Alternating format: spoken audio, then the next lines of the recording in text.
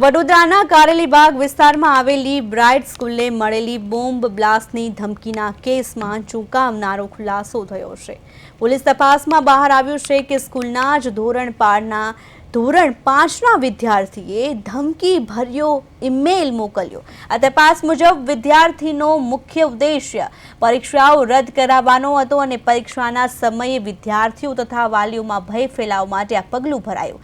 Cyber crime અને technical analysis દ્વારા ઈમેલનું location trace કરતા પોલીસ વિદ્યાર્થી સુધી પહોંચી। ત્યારબાદ વિદ્યાર્થી અને તેના વાલીનું કાઉન્સેલિંગ કરવામાં આવી રહ્યું છે।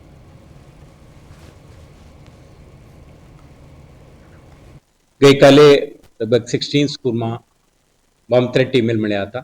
તે અંગે સાયબર ક્રાઇમ પોલીસ સ્ટેશનમાં ગુનો નોંધીને તપાસ હાથ ધરવામાં આવી છે। અત્યાર સુધીના તપાસમાં આપણે ધ્યાન ઉપર આવે છે કે આના ઓરિજિન કંઈ રાષ્ટ્ર બહાર છે।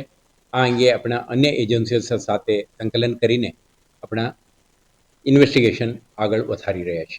સાંજે 17:26ના આજુબાજુમાં એક સ્કૂલને બીજો એક બોમ્બ થ્રેટ મેલ પણ મળી આવ્યો હતો। આ અંગે આપણે તપાસ કરી તો આ ઈમેલ વડોદરા શહેરમાંથી જ એક પોલીસ સ્ટેશન જ્યુરિસ્ડિક્શનમાં ઓરિજિનેટ થયું હતું।